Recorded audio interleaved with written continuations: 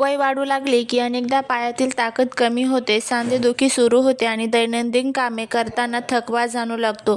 म्हातारपणातही जर आपले पाय खंबीर आणि मजबूत राहिले तर आपण स्वावलंबन आणि आनंदाने आयुष्य जगू शकतो.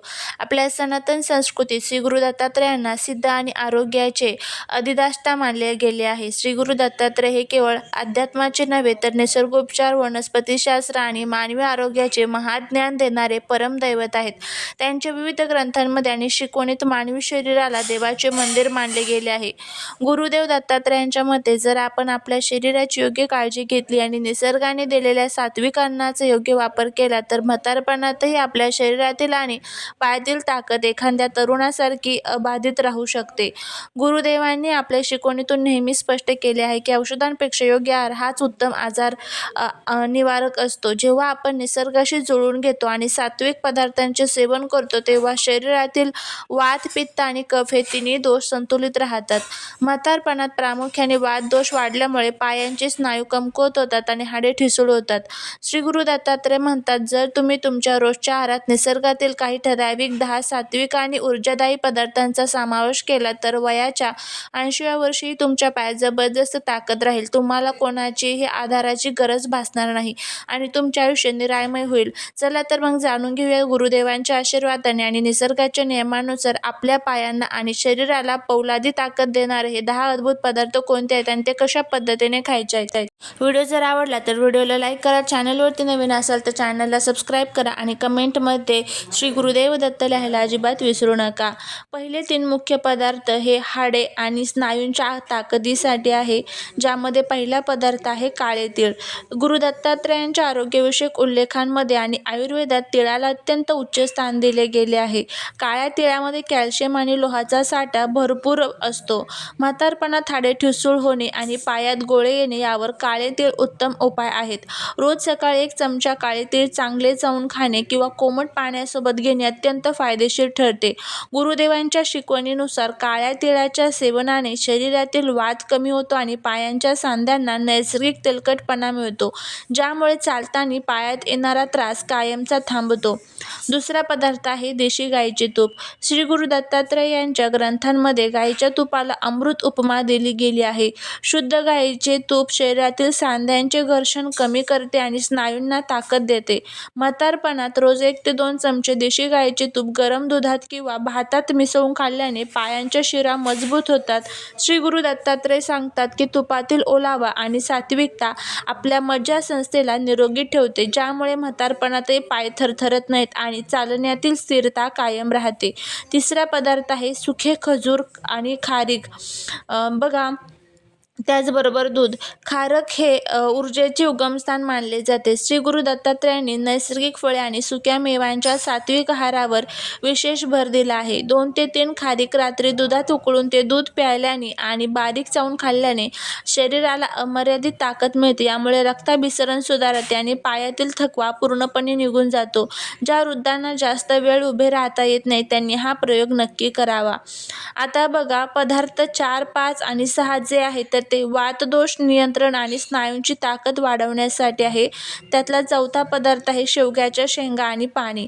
शेवगा हा वनस्पती जगातील एक चमत्कारिक वृक्ष मानला जातो. दत्तात्रेयांच्या निसर्गोपचार तत्त्वज्ञानात झाडांच्या पानांचा आणि शेवग्यांचा औषधी वापर सांगितला आहे. शेवग्यामध्ये दुधापेक्षा 4 पट जास्त कॅल्शियम आणि अनेक पटीने अधिक जीवनसत्वे असतात. शेवग्यांच्या शेंगांचे सूप किंवा भाजी आठवड्यातून 2 ते 3 वेळा खाल्ल्यास पायांचे सांधे मजबूत होतात आणि सांधिवाताचा त्रास समूळ नष्ट होतो.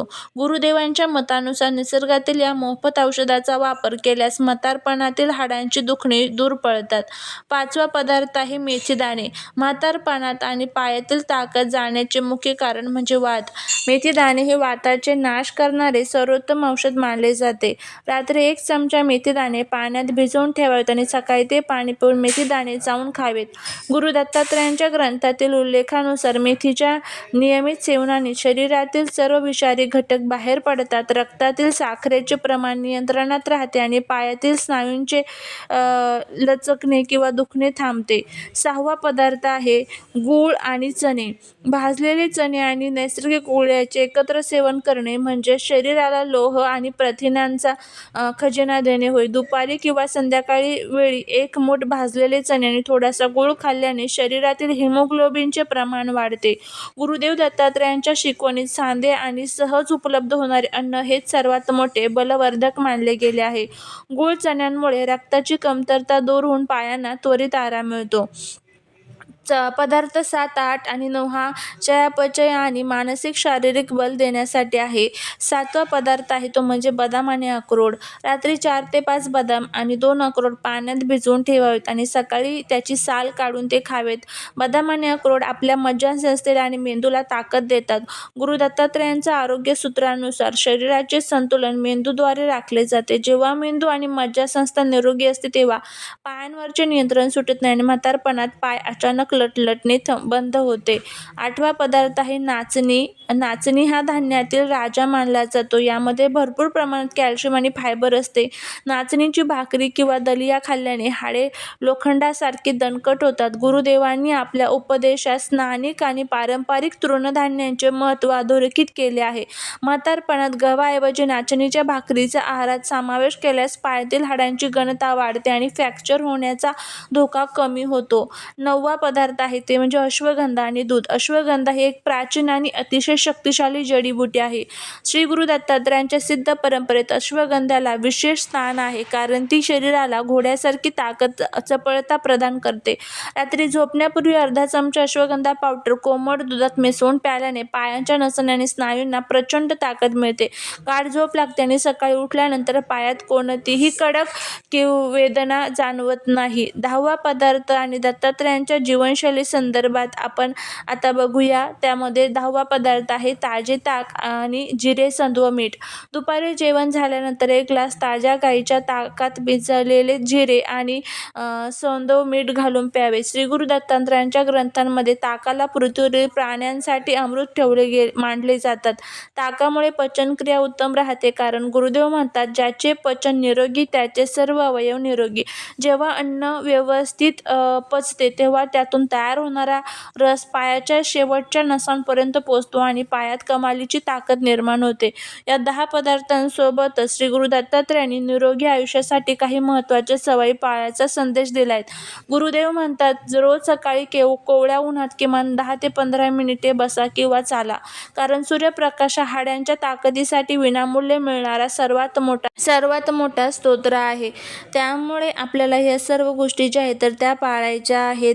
त्याचबरोबर आपल्याला सूर्यप्रकाश घेतल्याबरोबरच रोज भरपूर पाणी प्यायचे आहे. रागावर नियंत्रण ठेवा आणि सकारात्मक विचार करा कारण मनाचा आणि शरीराचा खूप जवळचा संबंध असतो. जेव्हा तुमचे मन शांत आणि गुरुचरणी लीन असते तेव्हा शरीरातील ऊर्जेचा प्रवाह सुरळीत राहतो. श्री गुरु दत्तात्रेयांनी सांगितलेल्या या आरोग्यदायी शिकवणीचा स्वीकार करा आणि आजपासूनच या 10 सात्विक पदार्थांचा आपल्या रोजच्या आहारात समावेश करायला सुरुवात करा.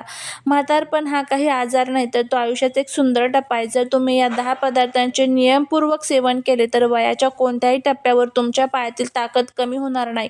तुम्हाला कोणाचीही मदत न घेता स्वतःच्या पायावर आनंदात आणि स्वाभिमानाने जगता येईल. श्री गुरु दत्तात्रेयांची कृपा तुम्हा सर्वांवर सदैव राहो आणि तुमचे आरोग्य निरोगी आणि दीर्घायुष्य राहो हीच प्रार्थना. तुम्हाला हा व्हिडिओ कसा वाटला मला कमेंट करून नक्की सांगा. व्हिडिओ आवडला असेल तर लाईक करा. तुम्ही चॅनलवरती नवीन असाल तर चॅनलला सबस्क्राईब करा. तुमच्या घरातील ज्येष्ठांसोबत आणि मित्रांसोबत हा व्हिडिओ नक्की शेअर करा. अशाच प्रकारे अध्यात्म आणि आरोग्याशी जोडलेले माहितीपूर्ण व्हिडिओ पाहण्यासाठी आपल्या चॅनलला सबस्क्राईब करायला विसरू नका. भेटूया पुढच्या एका छानशा नवीन व्हिडिओत एका नवीन माहितीसोबत. तोपर्यंत सर्वांना श्री स्वामी समर्थ. अवधूत चिंतन. श्री गुरुदेव दत्त.